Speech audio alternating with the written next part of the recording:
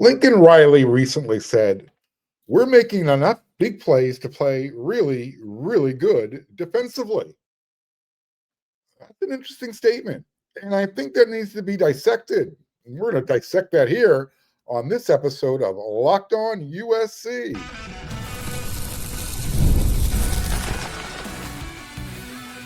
You are Locked On USC, your daily podcast on the USC Trojans, part of the Locked On Podcast Network, your team every day.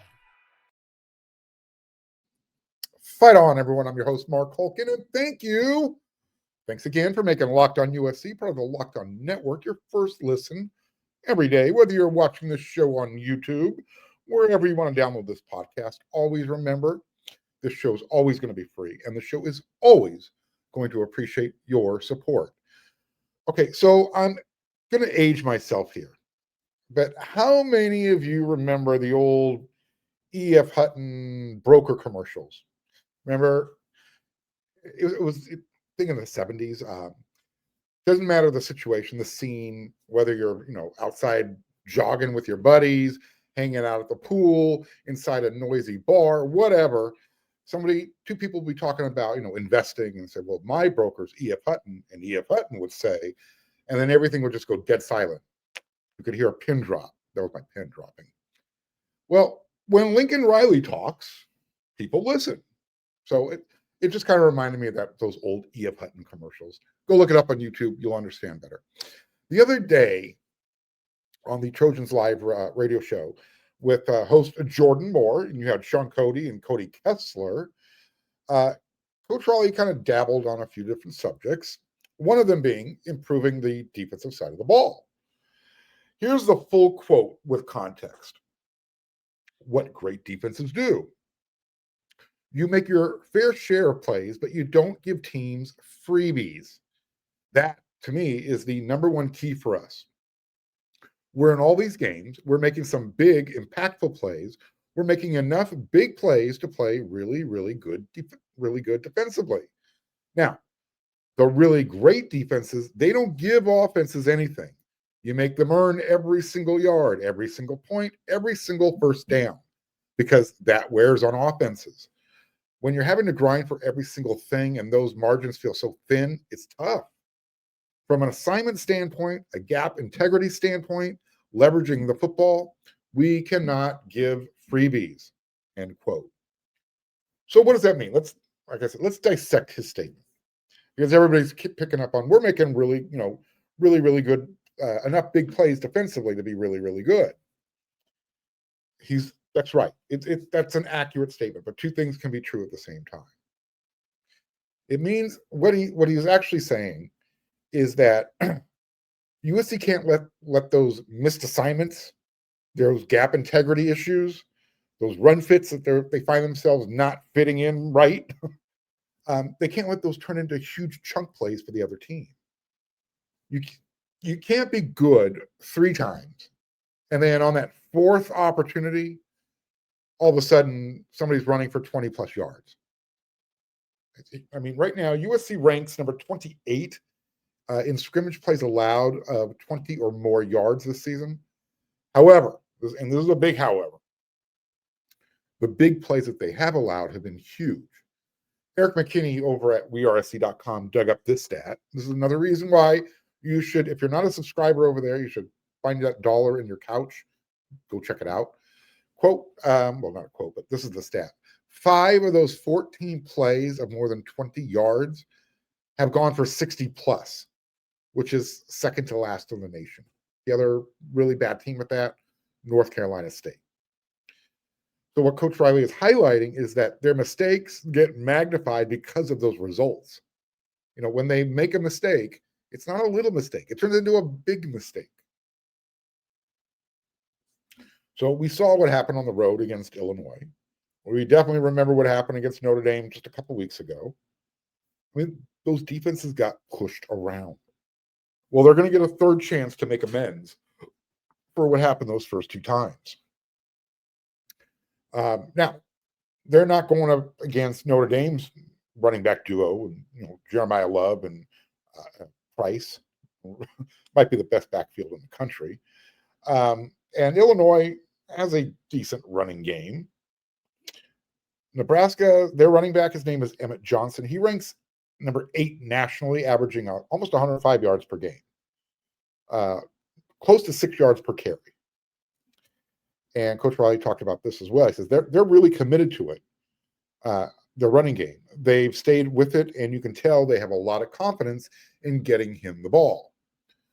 So another thing that Coach Riley is worried about, I should say concerned, is their skill guys. Most notably, their running back and their wide receivers getting yards after contact. And so this is what he said about those guys.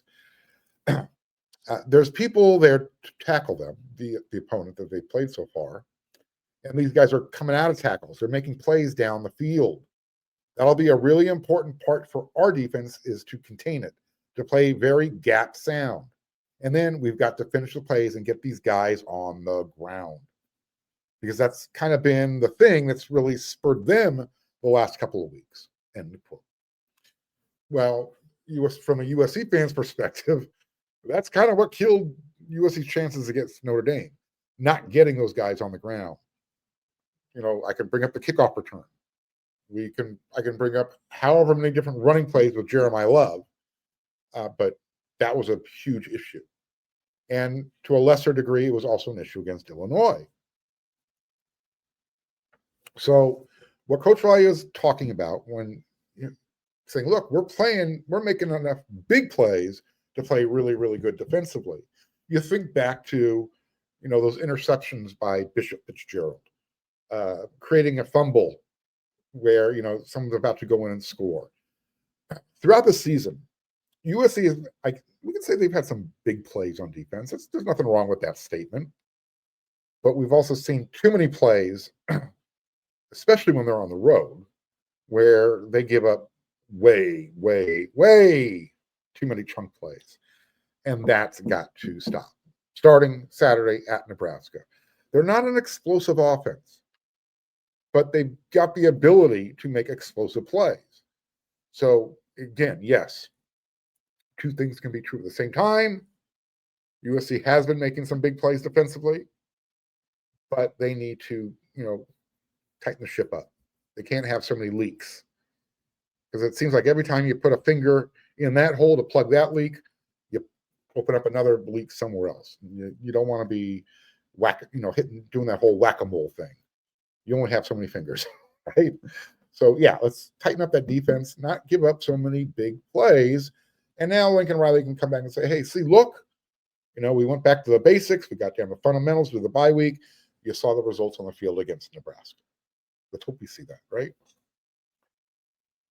I got a couple more segments going for you here. We're gonna talk about what Coach Matt Rhule had to say. He had his weekly press conference talking about this upcoming game against USC. It's a huge game. I mean, they're making this their blackout game, night game. They want to make sure their crowd is into it, giving them that home field advantage. So we'll talk about that and a couple other things that Coach Rhule said. He's got a lot of respect for Riley. I'm going to tell you what he said coming up next. And then in the third segment, it's the Lou Wednesday mailbag. Locked on USC's mailbag. You've got the questions. I've got the answers. It's coming up next.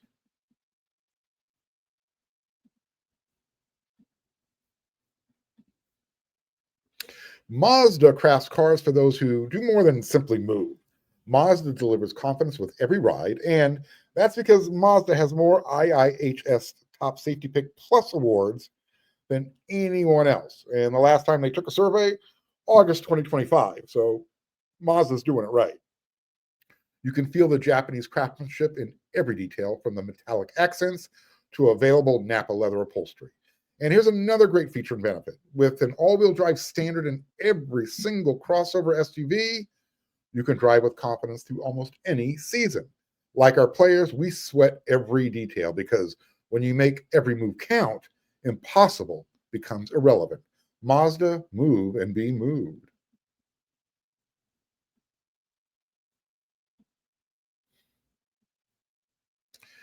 So there was a time before Lincoln Riley was even considered a thought to be USC's next head coach. Back then, I was thinking, you know what? Matt Rhule should be a consideration. Clay Helton hadn't been fired yet. I'm thinking, well, there's guys out there. Who would I like to have come in and coach USC? Like I said, I didn't think Lincoln Riley was even on the table. So that thought never crossed my mind. And I wanted a head coach that was, more conservative, I guess more defensive minded. So again, I'm more than happy with Coach Riley. I know a lot of you think I want him fired. Stop it. Okay. I'm not going to keep repeating myself. With that said, Coach Rhule, he eventually went to the NFL, and then, the rest is history. Lincoln Riley is USC's coach, and hopefully he's going to be the guy to get USC back to that promised land, make that ascent back to the top. So Matt Rhule, he had his weekly press conference. He was talking about the upcoming game, about USC, about Coach Riley, and this is what he had to say. He has the ultimate respect for Coach. Ultimate respect for him. I think he's a great guy, first of all, a brilliant offensive mind. He's going to score no matter what. I mean, different kind of quarterbacks, drop back quarterbacks. They had Jalen Hurts. He's running power read. Last year, we played, I think he ran 15 quarterback draws in the fourth quarter against us. I divide college coaches into two categories. If I see them at a bar or at a restaurant and they don't see me, I'd walk up and say hello to. And guys, I'm walking past. Lincoln Riley's the guy I'd go sit down with and say hello. End quote. So that's nice to hear, that Coach Rhule has the ultimate respect for Coach Riley. You want coaches to respect each other. You don't want to have any type of animosity. If there is, hopefully it's for good reason. Somebody probably beat somebody really bad on the field before, did a little chirping. All right, go beat them the next time. I do wonder, though, how Coach Rhule would feel if USC went into Lincoln, Nebraska, and left with, after dropping 40 to 50 points on his team and a win. Or tell you what, I'll change the calculus. Even in a close loss, how would Coach Rhule feel? Because I think emotionally he's good. He and his staff and their team, they're emotionally invested in this upcoming game. They know if they lose, their playoff chances are pretty much killed, because it would be their third loss in conference. USC only has one loss in conference.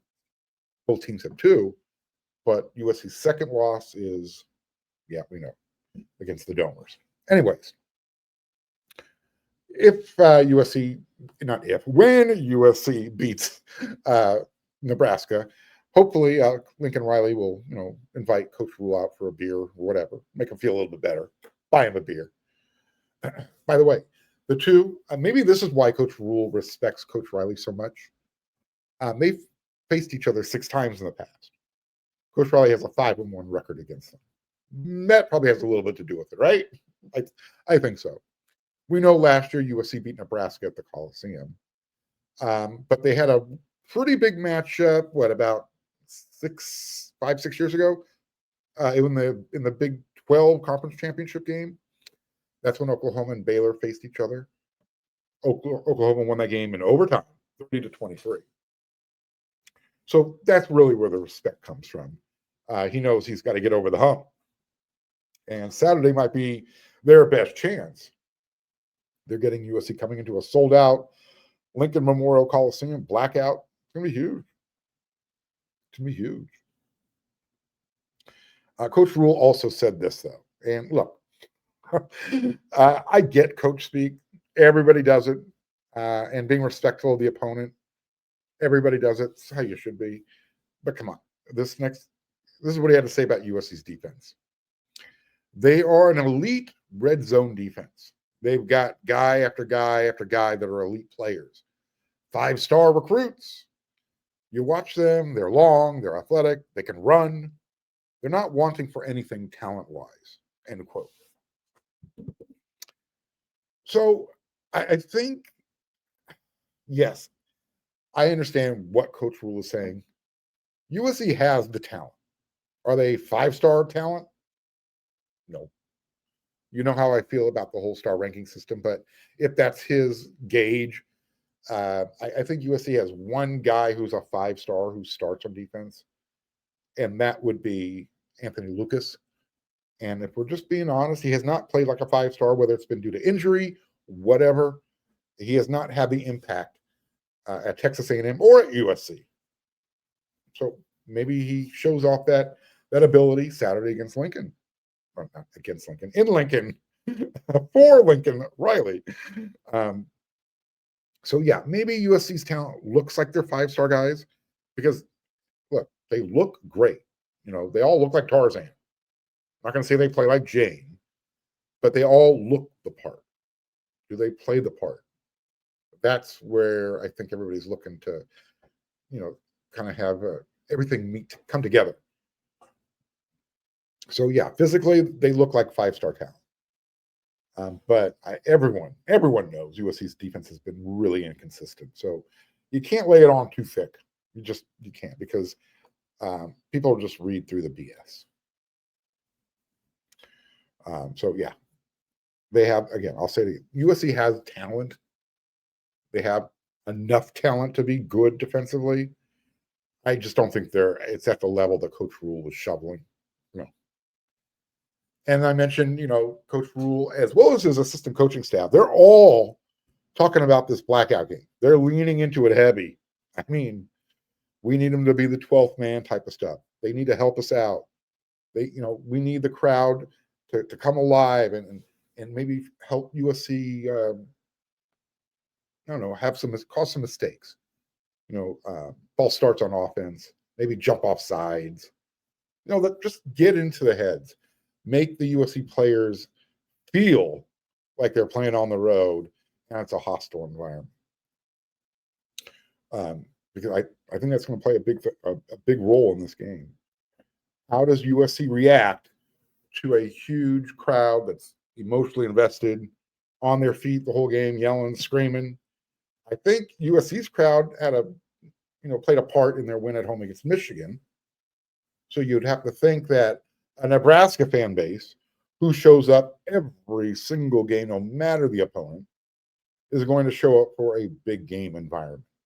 Again, both teams, Nebraska's 6-2, USC's 5-2.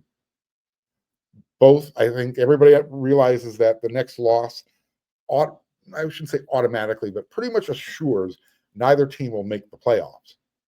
USC with a win, they become bowl eligible. They'll go 6-2. Nebraska, they're already bowl eligible, but again, they still have their sights on that playoff. Whether it's a realistic shot or not, doesn't matter.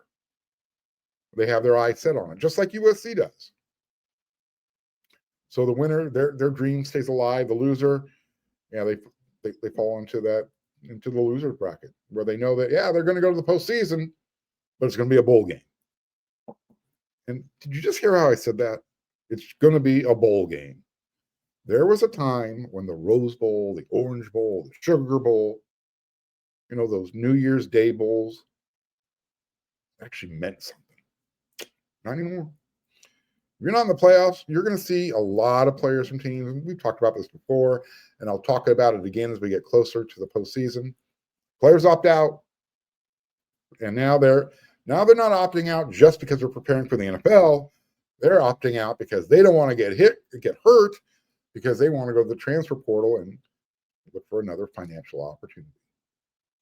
They'll always say we're looking for more playing time, but please, when you're transferring as a junior or a senior, unless you're just buried on the depth chart, you're moving because you're looking for this. There's nothing wrong with that. That's what the game is. But hey, again, that's just I'm kind of going off into a different rabbit hole right now. But the point I'm trying to make is that these teams are going to leave it all on the field because they want to go to the playoffs. And USC, Coach Riley, he talked about got to finish strong these last 5 games. Got to finish strong. USC goes on the road to Nebraska. They come home for a Friday night game against Northwestern. Then they'll play Iowa at home the following Saturday. Then the big, huge test on the road at Oregon before they come home and they finish up the year against UCLA. So that's what's ahead of USC. First up, Nebraska. Lincoln Riley, he's looking to improve his record against Matt Rhule. Okay. See if he can go 6-1. Because if he goes 6-1, that means USC is 6-2. They're jumping up in the rankings. And like I said, they're riding some momentum. 4 games at home, 3 games at home, 1 more on the road after Nebraska. All right, coming up next, I got some, you got the questions, I've got the answers, and we're going to do that in the next segment. So here we go.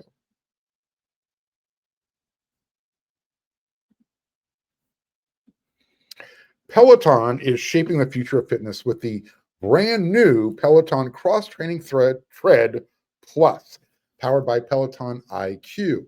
It's their most advanced equipment yet, designed to give you real-time guidance and endless ways to move. It doesn't matter whether you're running, whether you're lifting, or cross-training. You get to do it with your favorite instructors. This is training reimagined because Peloton is built for breakthroughs with tools that help you plan, stay motivated, and it's going to help you reach your peak performance. They have the swivel screen. I mean, it becomes a total game changer. You can literally go from running on the tread plus to strength training without skipping a beat. And the personalized class recommendations keep you engaged. Depending on how you're feeling, you get your workouts tailored to your vibe and energy level each week. So let yourself run, let yourself lift, go ahead and flex and push forward. Explore the new Peloton Cross Training Tread Plus today at onepeloton.com.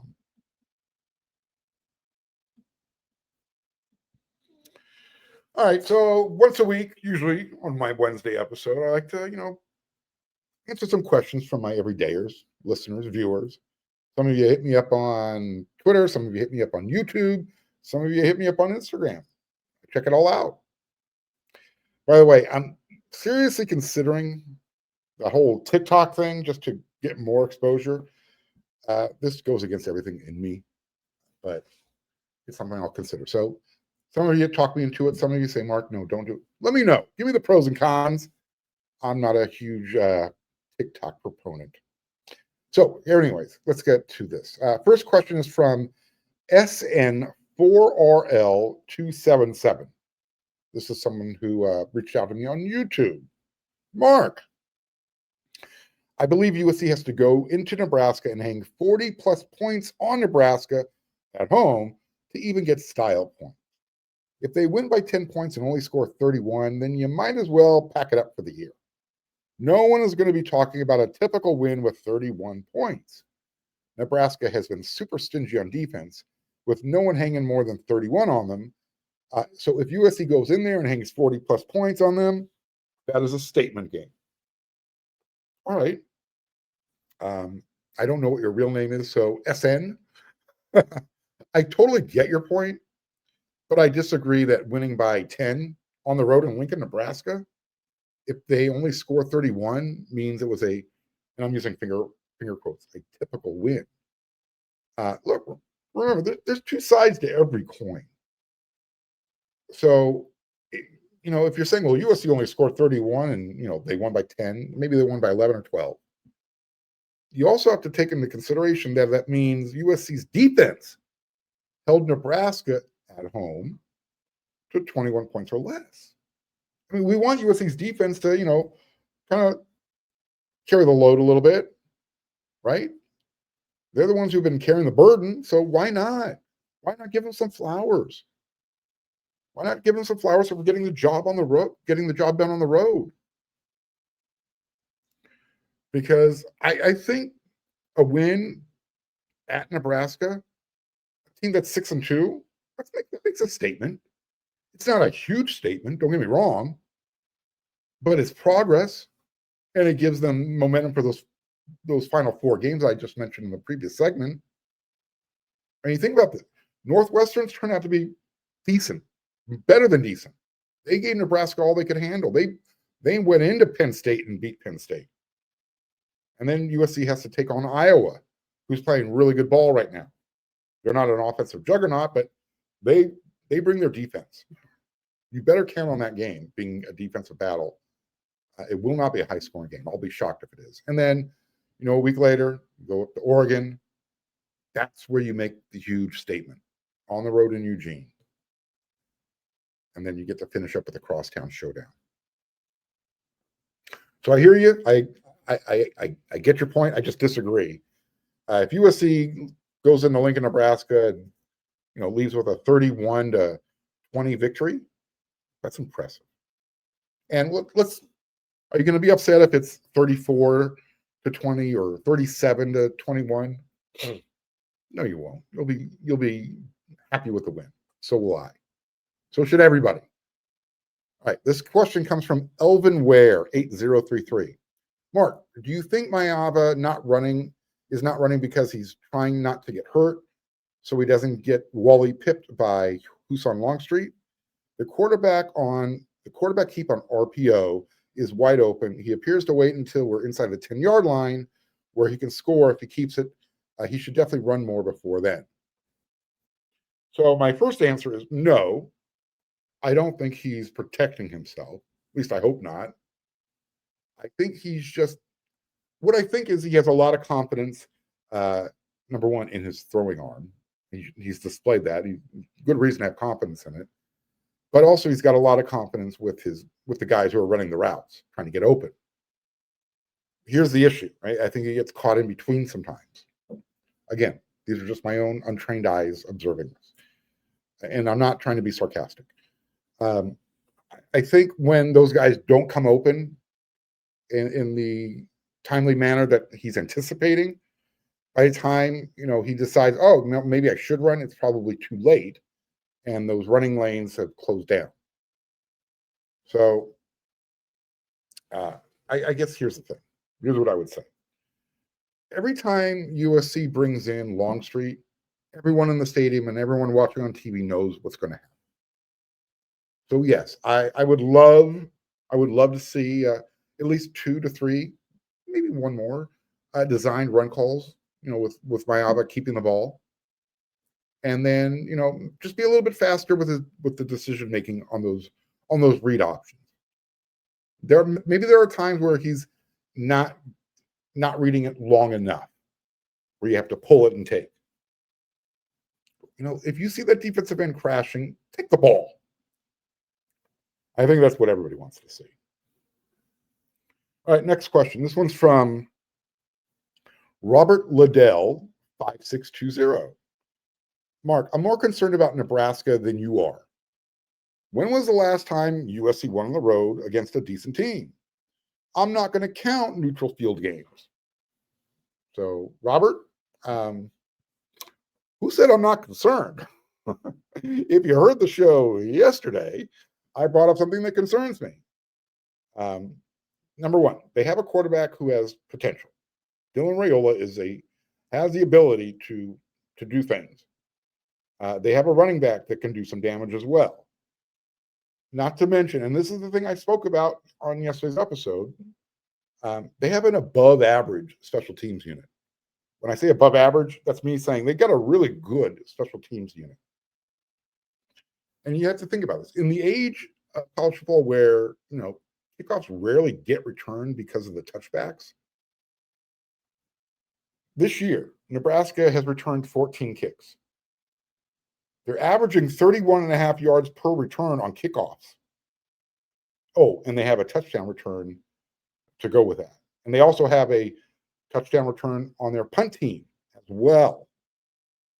So this is why USC's offense has to be on point. This is what I was talking about. Lincoln has to be cooking in Lincoln. USC's offense, yeah, we know the defense has to do their job. But USC has to make sure they're scoring. They can't just settle for field goals, because I'm concerned about special teams. Nebraska can score when they don't have the ball on offense. That does not mean that Danton Lynn's defense doesn't have to tighten up. That's not what I'm saying. But for those of you who questioned my rationale, following Tuesday's episode of Locked on USC, hopefully that clears it up. That's why I was saying that USC's offense has to be on point. And finally, this one's from Antonio Bearfield. Hey, Mark, I'm an everyday listener to the show, and my question is this. If every team gets up to play us, who in the locker room gets us up to play teams? I've been wondering this for years now. When we played Michigan, the entire team was fired up. They were motivated. Against Notre Dame, we laid an egg. Well, Antonio, I didn't get a chance to ask Coach Riley after Tuesday's practice. Katie Ryan, USC's sports information director, she got in her let's do one more before I got a chance to ask my, I think would have been my third question. However, I did ask Tobias Raymond, and he basically said, hey, it could be someone different each game. There's not like any in one or two specific players who do it. It was kind of a coach speak answer, but I think it also means that everyone kind of has the microphone if they want it. Everybody steps up to hold everybody accountable. I'll see if I can squeeze the question in on Thursday when we do our Zoom call with Coach Riley. But based on what Tobias said, sounds like pretty much anybody who wants to, step up, be that guy that day. It's always someone different, which is good. You want that. But I can see where you're coming from, Antonio. You always want to know who's the guy who, is going to step up, stand on the chair, get the team around him, and do that whole run through that wall right now speech. You like those types of players. We've seen the guys who do it on the field. We've seen Eric Gentry do it in the past. Travis Dye, he might have been kind of a soft-spoken guy, but one of the things that really endeared me to him was, because he was kind of a trash talker during practice, was, sometimes you have to tell people when they suck. And he wasn't saying that in a mean way. When he says, hey, you suck right now, it's because I know you're capable of doing more. Show me what you're capable of. And every team needs someone like that. Someone who's going to get in everybody's face. I like that. I like that a lot. So I'll see what Coach Riley says. I'll do my very best to get that question in. All right, that's it for this episode. Another one in the books. I will be back again tomorrow with another episode of Locked On USC, because that's what we do around here 5 times a week at least. Plus, you get the post-game reaction after every game. You'll have that one after Nebraska. We're getting into basketball season, so we're going to be doing a lot. We will always talk basketball here. I need you guys to get out there, support the team. Jump on the must bus. All right, so till that next episode, everyone, you know what to do.